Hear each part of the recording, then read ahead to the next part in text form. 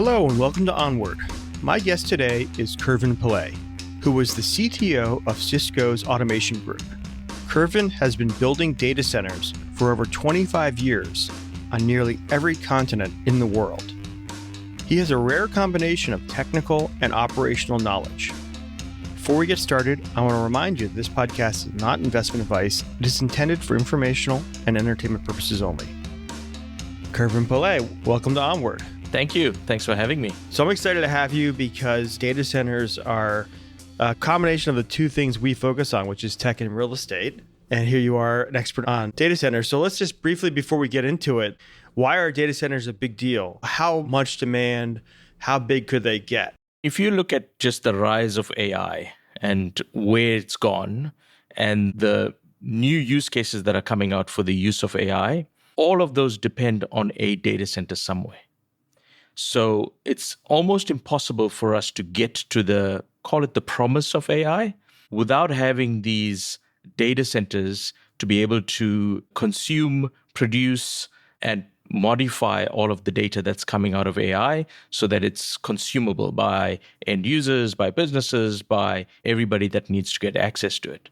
So what that means is, like the internet, it started small and got to the point where it was ubiquitous. And ubiquity means that it has to be everywhere, it has to be accessible, and at some point it becomes almost like a utility. And that's where I think data centers are going. And if you consider that as the paradigm of where we're going to end up, then it's inevitable for data centers to be everywhere and there to be many, many, many data centers, much more than we have today. So I guess that's the overview of why I think in whichever way that you look at this, data centers are going to be a super critical part of the infrastructure going forward. Well, let's put some numbers on it. So I saw a number saying something like $1 trillion of data centers per year starting by 2028. Do you have any stats on this? Yeah. So what do we know? We know what's been, I guess, publicly announced and what's been forecasted by all of the really big companies that are building. We know that, for example, the Stargate project is multiple gigawatts, probably 10 to 20 gigawatts worth of data centers. We know that in the Middle East, they are trying to build AI hubs to encourage more AI in the region. We know that there's going to be the rise of sovereign AI. Why? Because everybody is scared of what AI will do with their data. So sovereign AI is a way for governments to protect their data, but still have access to AI. So if you consider that 200 plus countries are building data centers of their own, and you're getting hyperscalers building data centers for everybody to use, $1 trillion is a small amount of where this thing could be. So $1 trillion sounds like a lot. The biggest impediment is going to be the time to get to that outcome. Depending on how you build data centers, it could take anything from 6 months to 5 years. So saying that there's going to be $1 trillion worth of data centers in 2028 means that maybe the capital is committed, but not all of that will be built and not all of that will be ready to be consumed in 2028. I did a little bit of prep and I found that the Interstate Highway System built under Eisenhower cost in today's dollars $500 billion. So you're talking about building 2 to 5 interstate highway systems just to build the underlying highway system for AI. Yeah, and I think you got to look beyond. If you look at the effect of the highways, it actually gave rise to automobiles and motels, which didn't exist before. And that's not counting in the $500 billion that you're talking about. So same with data centers. There's going to be a demand for power, which is going to be probably another $1 trillion by itself. All of the equipment that goes in the data center itself, which is going to be refreshed. And if you look at the current pace of things, somewhere between 3 to 5 years, that explodes as well, where you're getting the infrastructure piece and you're getting all of these ancillary investments that need to happen in order to make this data center useful. So imagine that you build all of these data centers and there's hundreds of gigawatts worth of data centers and there's no connectivity to the people that are using it. It's completely useless.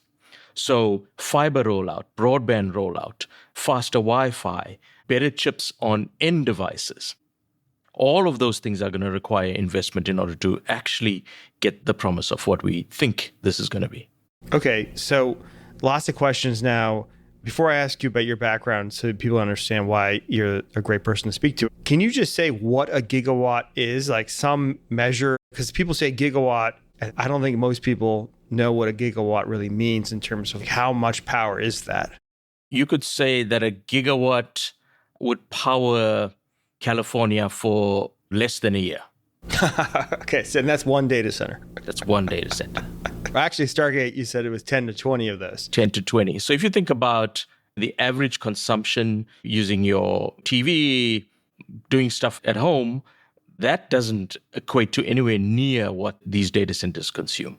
When you look at where these data centers are built, they're built close to power stations and in rural areas, typically somewhere between 10 and 1,000 times more power than that community consumes or that state even consumes. So if you look at the really big data centers, they are the biggest consumers of power in that state or even in that country. If people had to picture what you would do with a gigawatt, we're talking hundreds of gigawatts in the next couple of years. It could power the earth for the next 50 to 100 years. Okay, well, we'll get to the double-edged sword of that because I think there's some questions about the environment that I want to follow up on. But let's go back to, so why are you an expert on this? Have you ever built a data center, Kervin? Yeah. So, I've been building data centers for about 25 years now before data centers were actually cool to build. And the very first data center I built was in a container without access to power, and it had to be run by a diesel generator 24/7 in order to keep it running. That was in the 90s. I then worked for a company that had the largest data center footprint by square foot through the 2010s. That's not a good measure, by the way, anymore of who has the biggest data center, not by square foot, because that's not how people consume it anymore. It's by actual usable IT load, which is another dynamic that we should talk about, because there's a lot of wastage. When we take the power from the power station and consume it in the data center, there's a bunch of wastage that happens in order to power the servers that are inside the data centers. So I've been building these data centers from before they were called data centers. I used to build them for telephony exchanges back in the 90s and 2000s, before the rise of mobility and cloud and where data center overtook telephony. At one stage, data centers were built for telephony. So if you look at the largest data centers in the 90s, it was AT&T and Verizon, and they had the biggest data centers because they had to support all of these voice calls. That's far overshadowed now by data usage and video usage. So I've been through the transition of telephony, mobile, data, video, and now AI.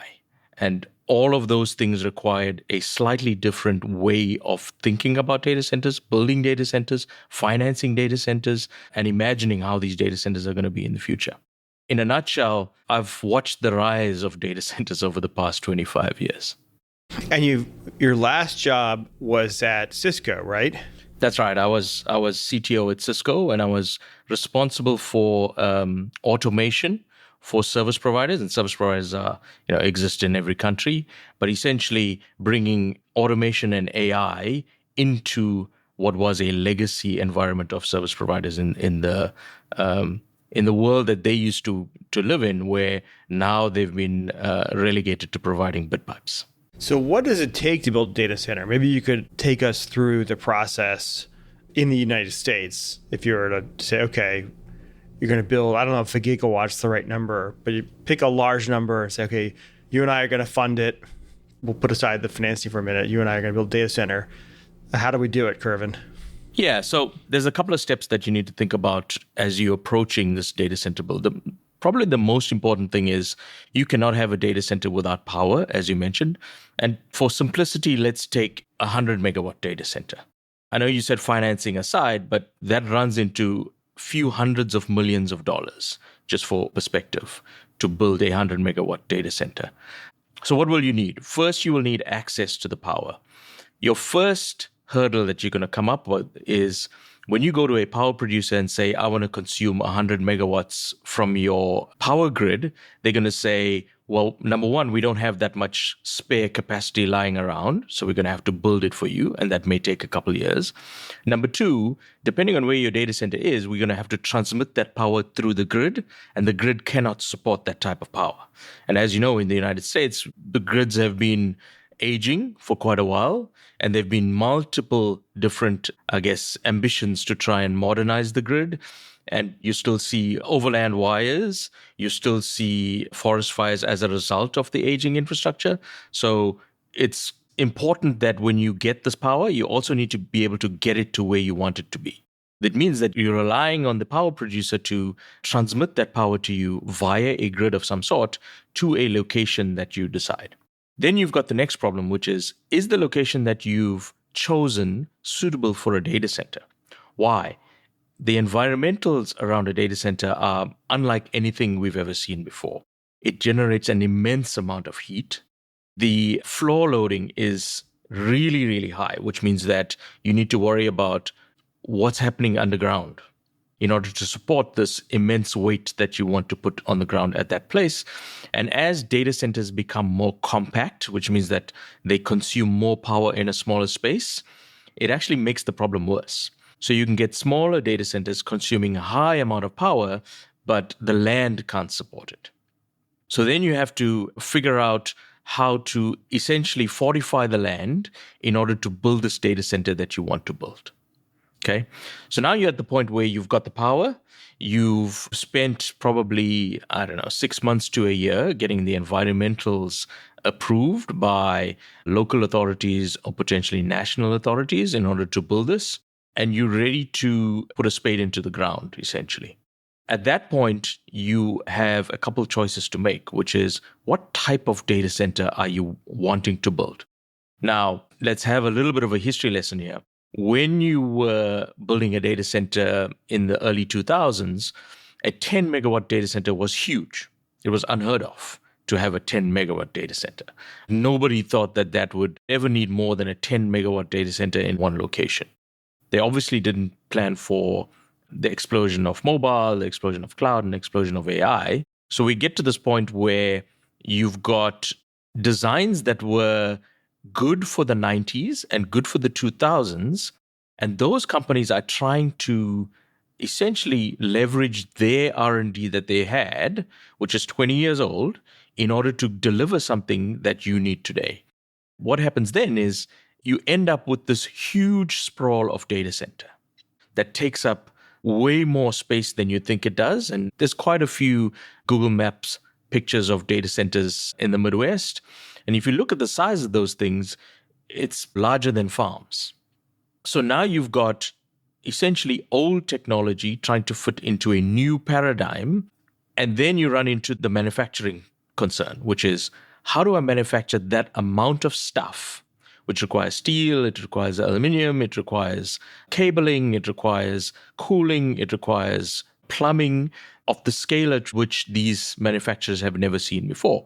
And you see that some of these manufacturers are at the point where they are trying to launch new ways of building in order to become more efficient. But essentially, if you walk into a data center today, that technology is 15 to 20 years old. Your challenge with this money that we have is try to figure out how to make the most use of this money, how to be most efficient about it. And the second problem you're going to have is if you try to do many, many things with the data center, you end up with having to make really tough decisions of segmenting the data center to support these different workloads. So let me give you an example. A data center built for mobile data looks very, very different in design, in format, in consumption from something that's a hyperscale cloud data center. A mobile data center is not at peak utilization all the time. So you get peaks and troughs, and at some point you can turn off parts of the data center, which is really, really efficient. But if you're running a hyperscale data center, typically these things are running at 40 to 70% utilization all the time. Okay? Which is a very different heating and cooling problem that you have. So you need to extract all the heat from it, which means that the design of the data center needs to change based on the fact that you're building a hyperscale data center. And then you transition to something like an AI data center. And when you're doing training, these are publicly available stats where Meta was training Llama for somewhere between 3 to 6 months. That's 100% utilization for 6 months.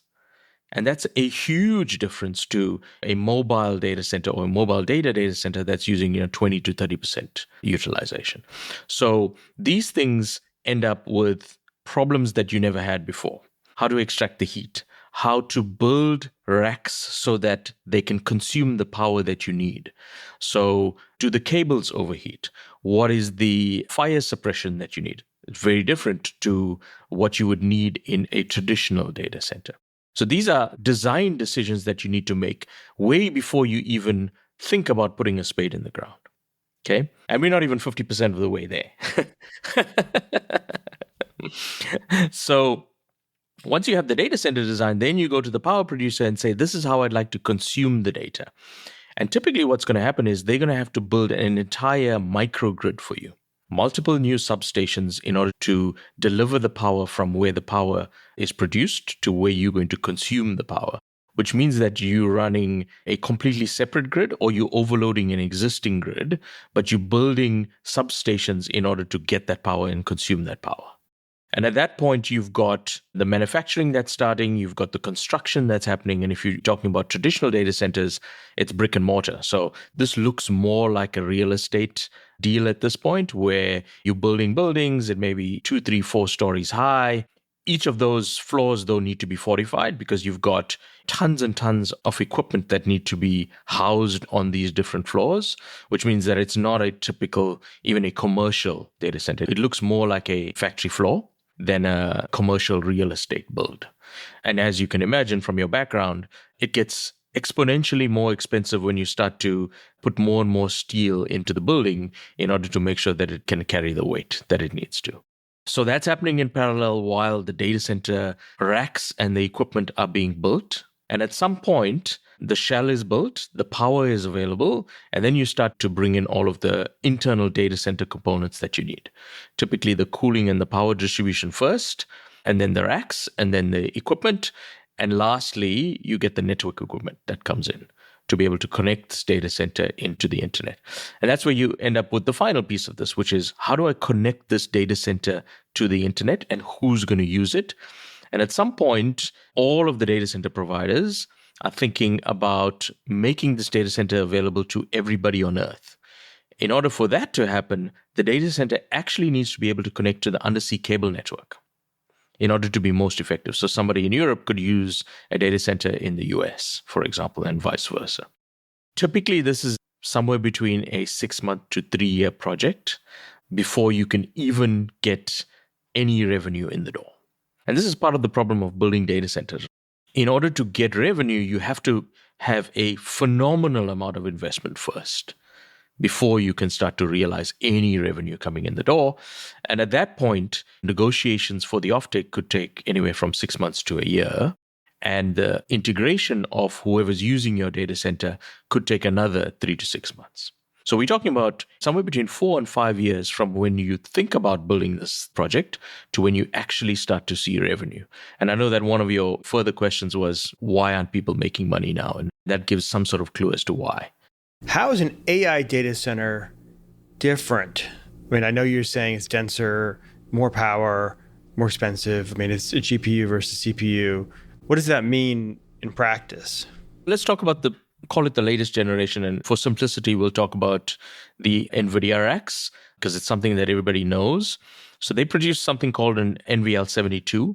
And the NVL72 has 2 unique constraints. Number one, it requires somewhere around 150 to 200 kilowatts per rack, which is, if you look at existing data centers, they were maximum 20 kilowatts per rack.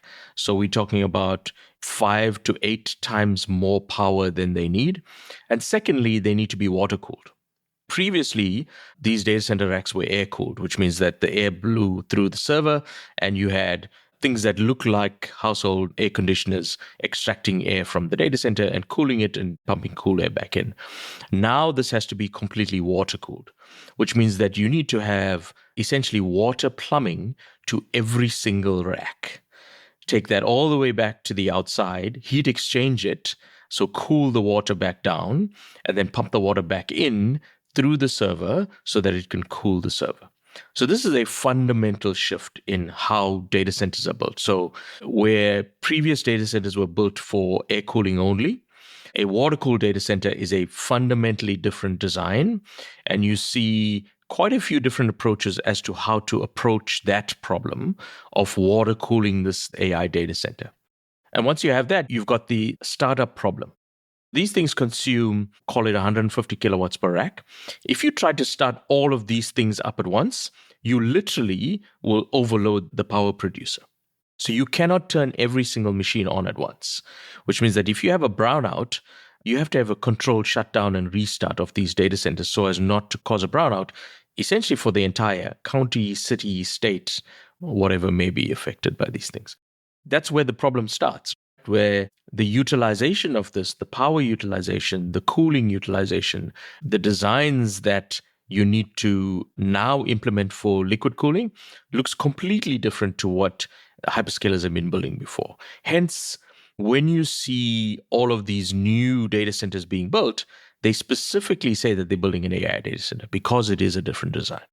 So this must mean a lot more wastewater. And you said wastage was a big challenge. Can you talk a little bit about not just the environmental impact, but just the practical constraints of needing that much water, having that much heat to dump into the area, noise?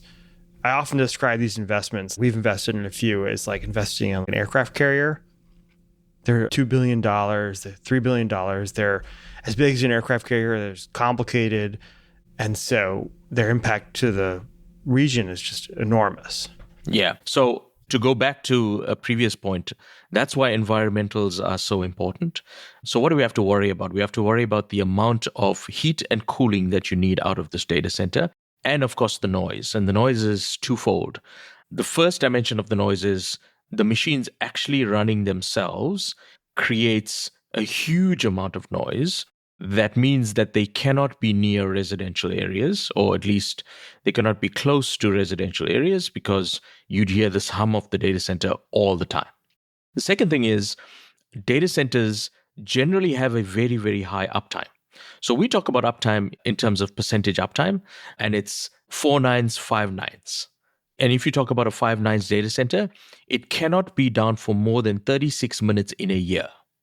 What that means is that you need to have backup power, and that backup power is supplied by generators. And if you're talking about a gigawatt data center, the noise that those diesel generators make and the amount of diesel generators that you'll need, it literally feels like 1,000 aircrafts taking off at the same time.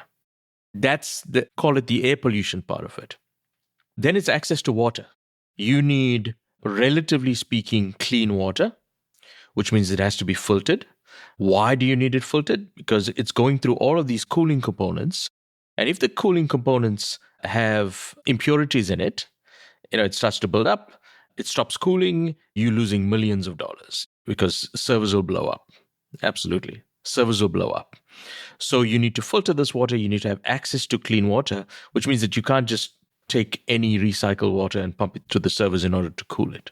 And then there's the air cooling piece. Typically, you're running inside of a data center in degrees Celsius, somewhere between 18 and 22 degrees Celsius.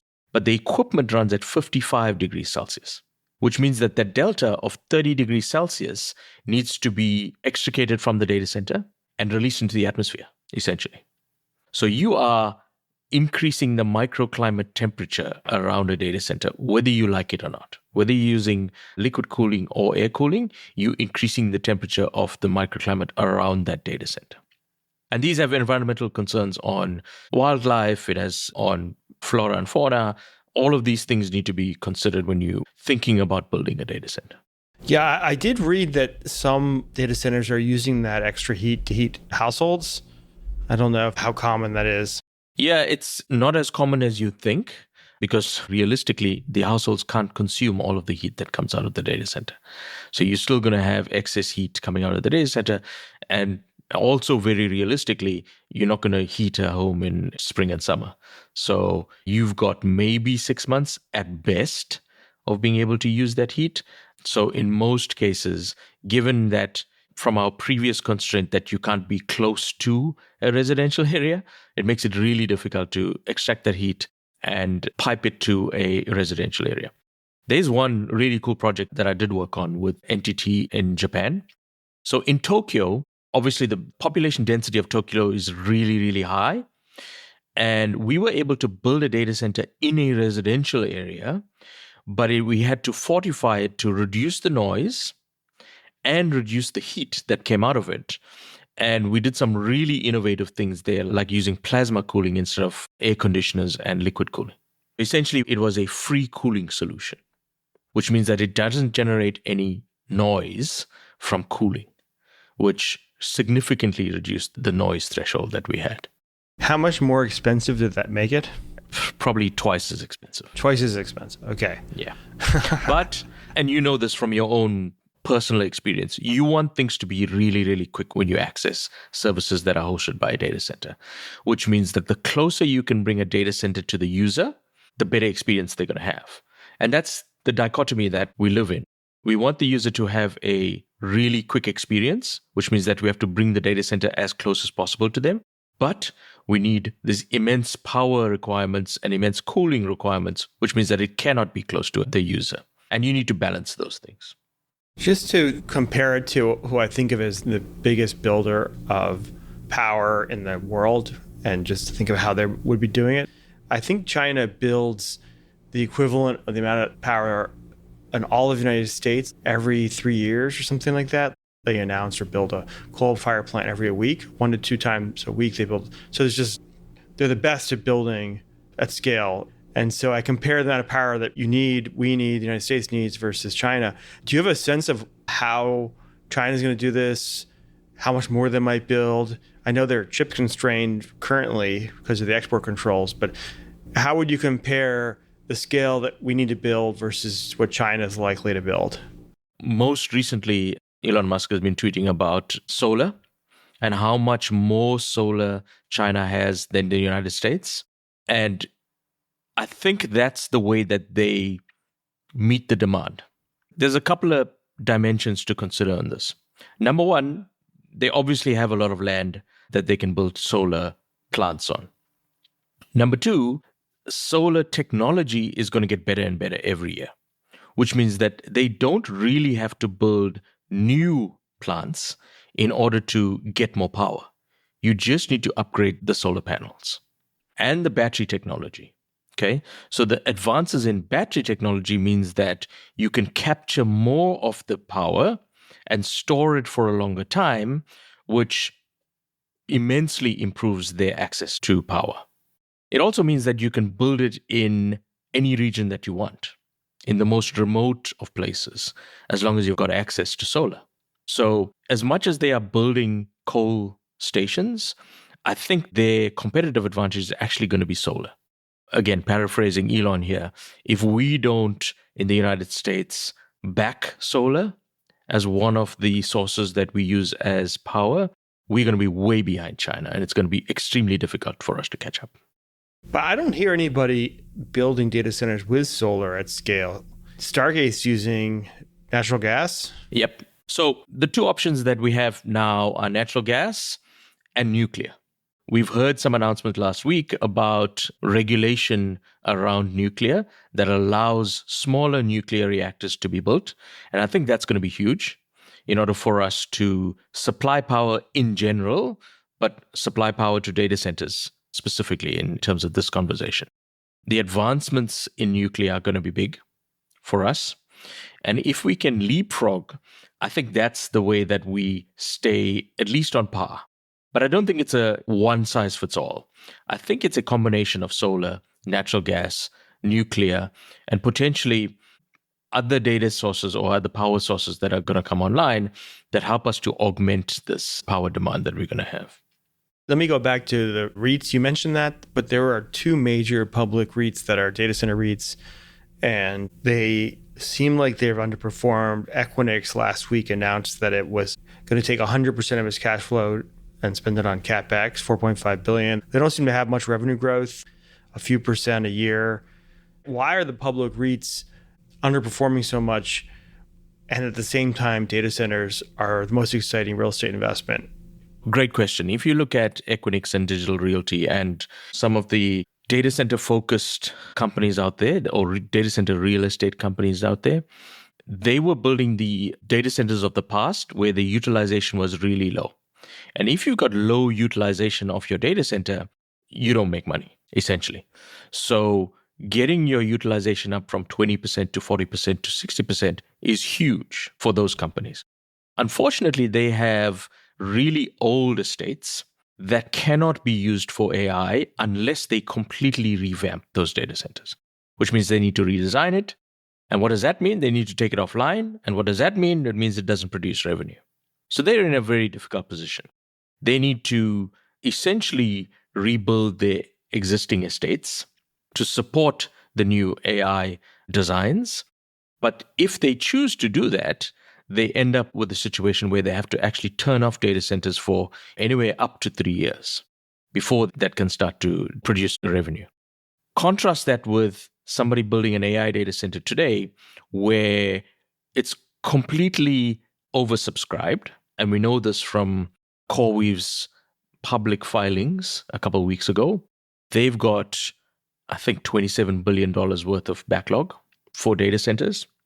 And when those data come online, they are going to be 80 to 100% utilized, which means that it's far easier for them to recoup that investment versus a traditional data center that's running at 20, 30, 40, 50% utilization. So that's, in my opinion, the primary reason why this is hard. But you cannot do it as an independent operator. So trying to build one data center, it's going to be really difficult to recoup your money. It has to be in combination with a company that has a lot of other estates so that users can move those workloads around and use your data center for very specific workloads if they need to. Those are things that make the offering more compelling. Unfortunately, you need these older data centers that are able to support the old workloads, the hyperscale data centers that are supporting cloud workloads, and the new AI data centers that are going to be supporting AI workloads so that you can essentially bring to market a complete offering. So you're saying one company needs all three of those things? And other than the hyperscalers, which just to be clear are Amazon, Google, arguably Meta, Microsoft, and then Oracle. Those are the five I think of. Does anybody else have that scale? In terms of footprint, certainly Digital Realty, Equinix, and NTT have the scale to do that. They've got the footprint in multiple countries, in multiple regions in those countries to be able to do that. But again, they had to build data centers, and I say I was there at the time. We had to build data centers to support many, many, many different types of workloads, versus a hyperscaler that supports a far fewer subset of workloads. So Google, when they initially built their data centers, they just had search. They could hyper-optimize their data centers for search. If you look at Digital Realty, Equinix, NTT, they had to build data centers to support very, very different types of workloads. A small enterprise that's hosting a single server to back up their users' laptops versus running an entire SAP instance versus a company like Adobe running all of their cloud applications in some data center. So every one of those workloads are in an Equinix data center, and they have to be able to support this. It's difficult to optimize for any one type of workload, which further complicates the ability to extract revenue. Do they have the power also at these estates? You're talking about so much more power. Typically, they don't. When you want to consume 100 megawatts plus, these existing data centers were not built for that. So you're going to have to get more power, build more infrastructure, more grid infrastructure, more substation infrastructure, then build essentially all new wings of data centers in order to be able to support these new workloads while trying to not disrupt your existing revenue stream. So I was with one of the big private equity shops. Right now, Blackstone, Starwood, a few others are putting out they're building tens of billions of dollars of data centers. And he was worried that they were overbuilding. So the tech industry, because I sit across both, feels like there's infinite demand. And the real estate industry is worried about it being overbuilt. There's a new 1 gigawatt announced every week. And so what would you say to him? The underlying infrastructure that you're going to build is always going to be used. So what does that mean? It means the brick and mortar, the power, the cooling, there's always going to be a use for it. The problem is that the equipment inside the data center, at the rate that technology is evolving right now, it means that every 3 years or less, the equipment that you have in it becomes obsolete. So NVIDIA's last evolution, the H100s, basically nobody wants to buy them anymore. They all want Grace Blackwell 200 and the upcoming Grace Blackwell 300, which means that all of the other stuff becomes obsolete. So if you're a full stack provider, in other words, you own the GPUs and the equipment inside the data center, you got to get your utilization up really, really high to stay ahead of that curve. If you fall behind the curve of utilization, it's a very difficult business to make money in. Because I was looking at that idea. Let's say you were at $100 million of GPUs and infrastructure to support that with 3-year amortization and you wanting at least, let's say, a 20% annual return. You're talking about you spend $100 million and needing $35-40 million of current cash flow just to cover amortization plus your return on investment.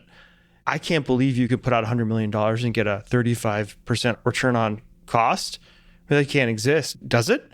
Not in 5 years. So when we model data centers, you model it for 20 to 30 years. You don't model for 5 years. Nobody models a data center for 5 years. But you just said the equipment inside's obsolete within Absolutely 3 years.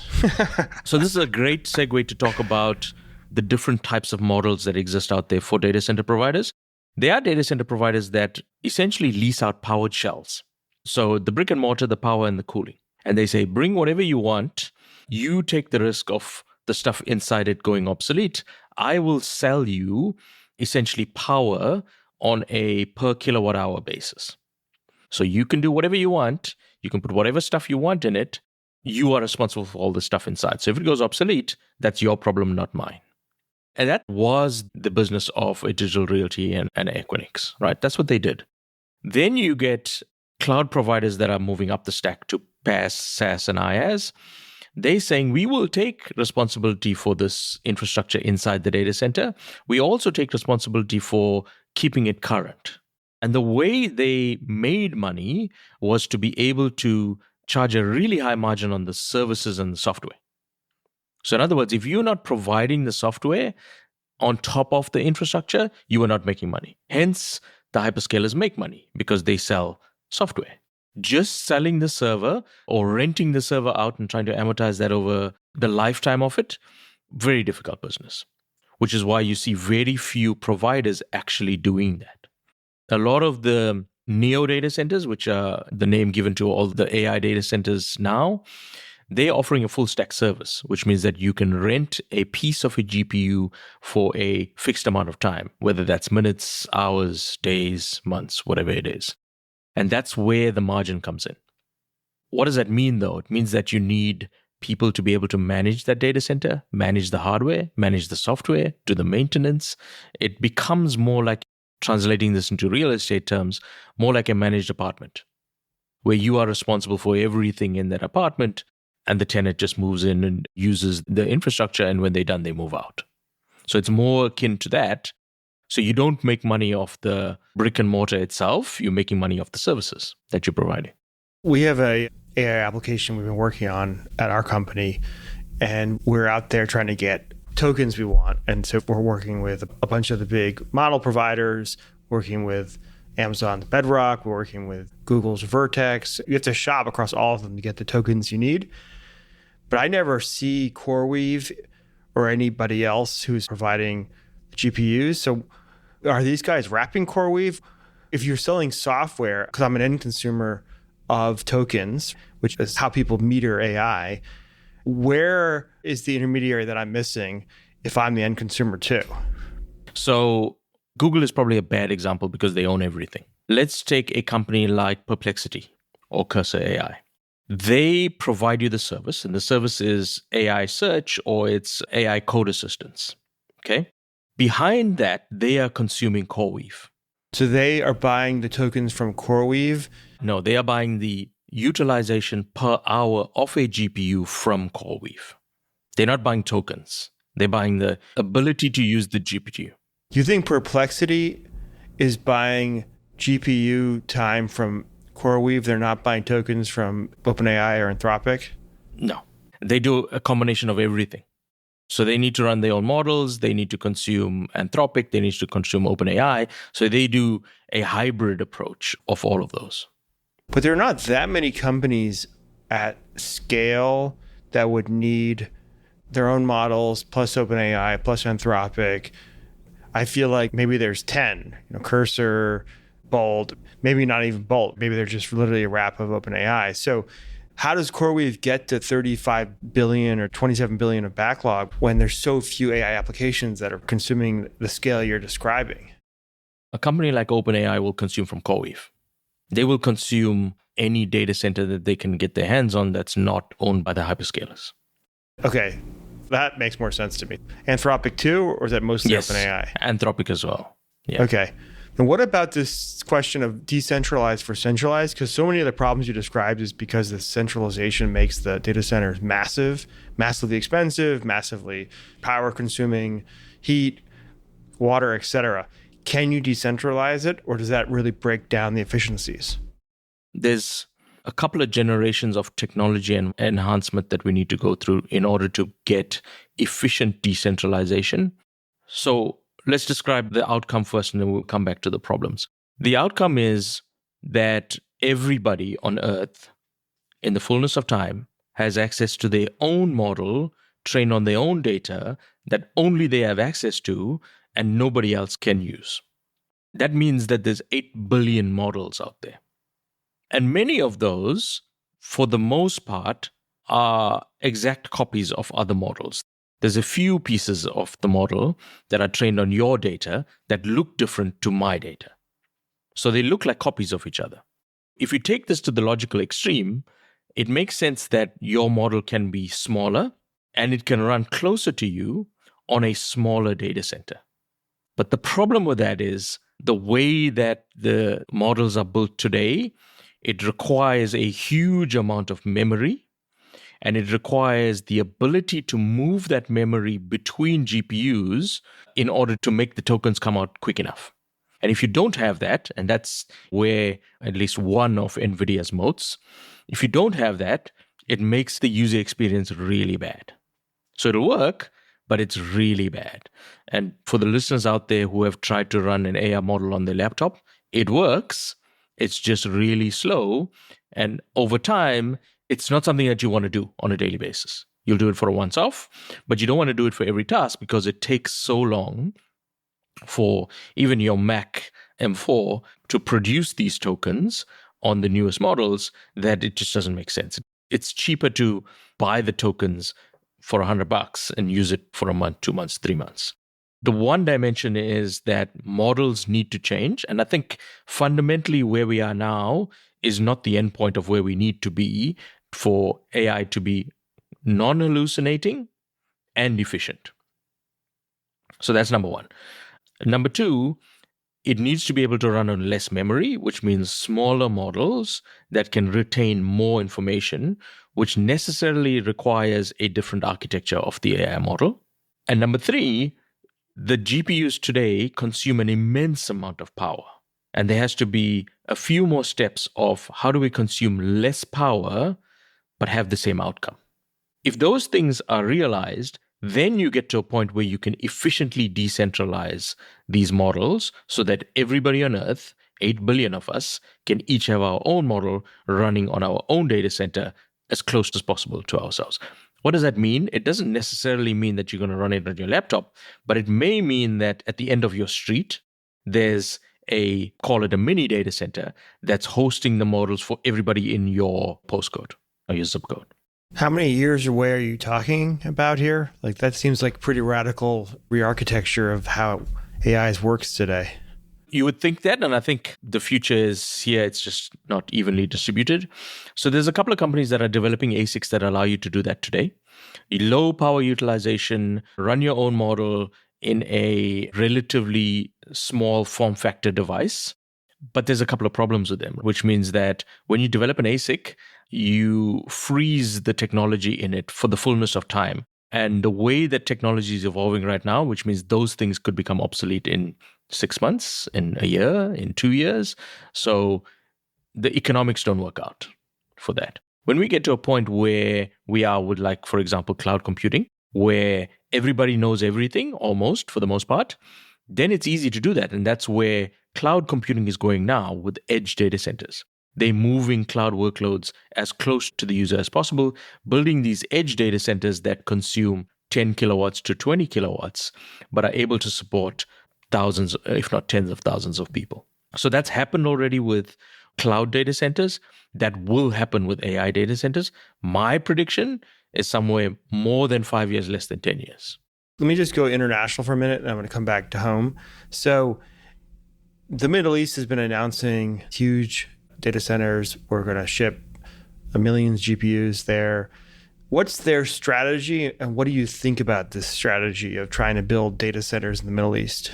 Well, I think every country and every region should be thinking about building their own data centers for AI anyway. Why? Because sovereign AI is actually an opportunity and a way to control your future. Think about this, and we've experienced this literally in the last year or so. OpenAI comes out with a new model, and it turns out the new model doesn't work as well as the old model. If you are tied into that ecosystem, you're going backwards relative to everybody else. But if you control your own destiny, which means that you have your own data in your own data center and you can choose what to run and when to run it, it gives you the control that you need. So I think that in order to foster innovation, you need to have these regional data centers that are specific to a region or a country or some geographically separated entity so that you can foster innovation in that location. Because the other problem is brain drain. Everybody wants to go where the GPUs are, and you need to keep them local. And then the second thing is, from a government perspective, which is why sovereign AI is so important, there's regulations and laws that don't allow you to move your data or the citizens' data out of your borders, which means that if you want to use AI, you have to build an AI data center. I can see how that plays out in a way. You said 200 countries in the world, but it seems like the Middle East strategy goes beyond that. They're trying to become a hub for world AI in terms of the scale of what they've been announcing. I've heard a lot of people think that's smart. The oil doesn't go forever, so if they can become the source of where people build AI because they have a lot of power and they don't have the same regulatory challenges the US has. I think last time we spoke, you had some skepticism about it. Wondering if that's something you could expand on. It's all to do with data sovereignty. You don't want your data as an individual user or as a country to be hosted in a region that you have no control over. So us in the US, 99.9% probability that we won't run any government workloads in the Middle East AI data center. Maybe even more than that. Why? We don't want a security issue to cause the leakage of private data to users that shouldn't have them. And if we're thinking about that, then every other country in the world is thinking about them as well. So what does that leave? It leaves public, common, open services that can be consumed from a essentially worldwide AI data center. And if you think about, back to my previous comment on everybody having their own AI with their own data, you want to know where that is. So I'm not convinced that just building a 10 gigawatt data center means that the whole world is going to use it. It's not just about the power and the compute. It's about what the AI does and what data goes into the AI and who has access to that data. You could imagine any private company in the United States saying, we better host it here so our customers, our US customers, our US consumers, don't have risk beyond US sovereignty. 100%. And it may be even more local than that. And I'm in California. California may say, well, we want our own AI cluster because we don't want to share California data with any of the other states. Oh, That could God. happen. Sounds like interstate commerce litigation to me. I've also heard you say some things about semi-analysis, which is a leading thinker in this area, but when it comes to hardware. And so I was curious what you think they often get wrong, because they're fabulous analysts, but you're an operator. So what does an operator know that an analyst doesn't? I think fundamentally the experience of operating a data center is very different to the analysis of why you should build a data center and how to make money off a data center.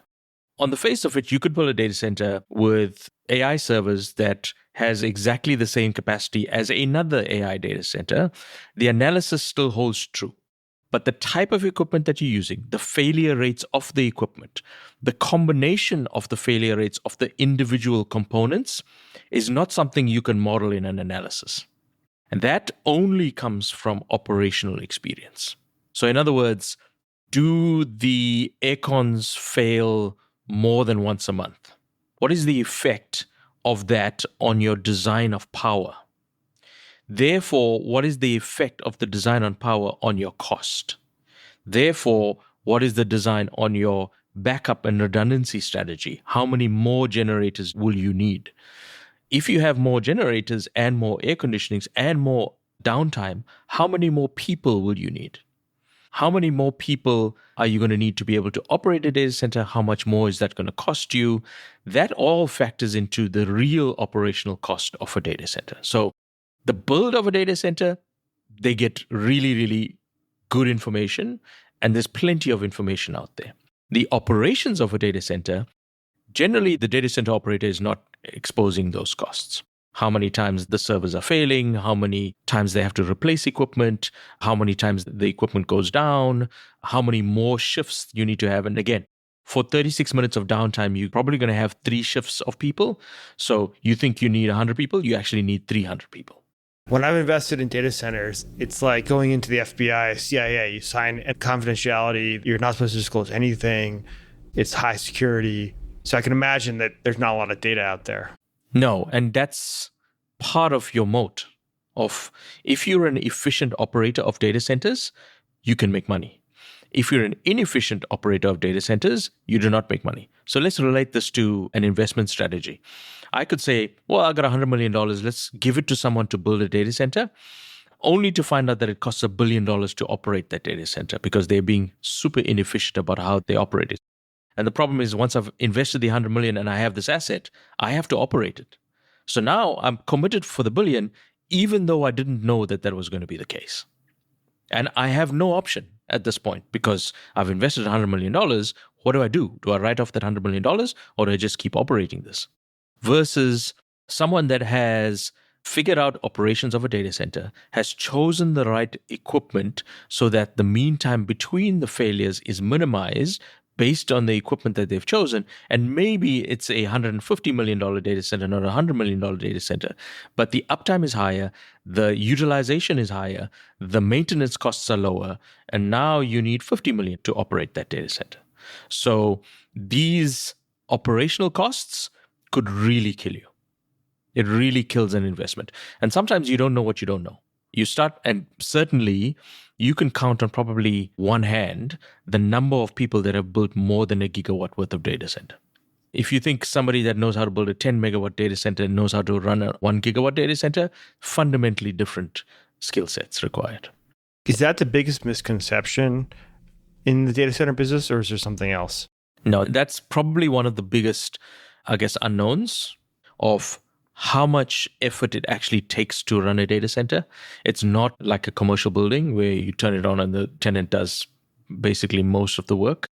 It's a 24/7, 365 operation with 3 shifts of people all the time, people on call, nobody gets to go on holiday. It's a tough business to run a data center. And if you're not prepared for what it takes to run a data center, you come short. And then you get consolidation, which is what happened. So the reason why Digital Realty and Equinix are the size that they are now is because they've been acquiring. They've been acquiring these smaller data centers that couldn't operate as efficiently at the small scale. where digital reality and Equinix could at a larger scale. Well, this was fabulous. I feel like I learned a lot. Do you have any parting predictions over the next few years in terms of how AI plays out? Right now, we're in the stage of everybody's training a model, or at least everybody that has the capital to do it is training a model. We're getting to the point where it's going to be a flip toward more inferencing than training. So now I think we're at the stage where there's a lot of training happening and probably less inferencing. But we're going to get to a stage where the models are more stable, the technology has moved on, and it changes to inferencing. I mean, literally, I think it was 3 days ago, Google launched a project on Kaggle that gives you $150,000 if you could figure out a way to run an AI model on your phone for something useful for an end user.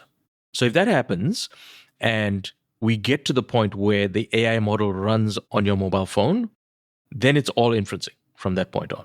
The inferencing is going to dwarf training by orders of magnitude. That's both good and bad. It's a different way of consuming GPUs. It opens up the lane for people that are developing ASICs to come in and develop these ASICs. Google specifically have been developing the small model to run on their devices and other devices that have the same hardware. That changes the dynamics for all of the GPU providers and all of the data center providers.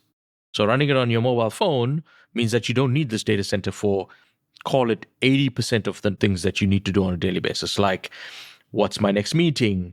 Where did I have dinner 3 days ago? Those are things that can be answered on your mobile phone versus do me some deep research on all of the semi providers out there and tell me the pros and cons of why they are leading the market. That's not something you do on your mobile phone, but that's still required.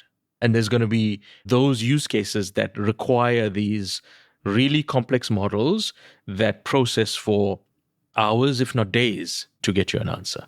So to summarize my predictions, far more inferencing than training and smaller models running closer to the user. Is that Apple's actual game plan here? Because they seem to have been out of the game so far.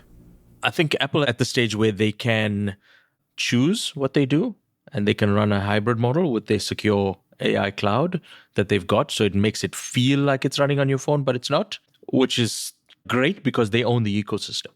So when you type in something to your phone, you may think it's running on your phone. It could be running in their secure cloud, but it's not running in a public AI data center somewhere. You still get the speedy response. And then for things that need to be done in your phone, like email summarization, that can be done on the phone. So I think it's a hybrid. Apple and Google are probably the best placed to take advantage of those advances that are coming. But again, there's going to be so many more use cases. And I mean, the big thing is, if you look at how quickly video has evolved, AI video, it's clear to me that AI video is going to dominate the space in the next months, if not years. It's going to absolutely dominate the space. It's going to dominate the usage of models, of GPUs, of devices creating video. Yeah, my brother's in the entertainment business and he just hates it. I think it's great, but it's not so good if you're a writer in Los Angeles. To wrap that up, I think the way that we're going to see AI really being used is as a superpower to people that have the knowledge. There's a lot of rhetoric out there that says anybody can build anything with AI, even if you have no experience. But the reality is that those people are going to get a 20 to 30% improvement on what they were doing because they don't understand the intricate details of how to make a movie. But people like your brother that are in the entertainment industry, it's going to give them a 300% boost. I keep telling him that, so we'll see. Yeah. So I think that's how we see this thing play out, is the people that have the knowledge and know how to direct AI are really going to make a huge difference. That's already how technology has been. It's asymmetric. It makes the top 10% 100 times more powerful, and that has its own issues. But Kervin, this has been fabulous. I really appreciate you taking the time. Thank you for having me, and I hope we're able to cover enough ground so that we have people thinking about how to invest, what to look for in the market, and where to not go in the market, I guess. I certainly learned a lot, so onward. Great. Thanks, Ben. You've been listening to Onward, featuring Kervin Pillay, former CTO of Cisco's Automation Group. My name is Ben Miller, CEO of Fundrise. We invite you again to send your comments and questions to onward@fundrise.com. And if you like what you've heard, rate and review us on Apple Podcasts, and be sure to follow us wherever you listen to podcasts. For more information on Fundrise sponsored investment products, including relevant legal disclaimers, check out our show notes. Thanks so much for joining me.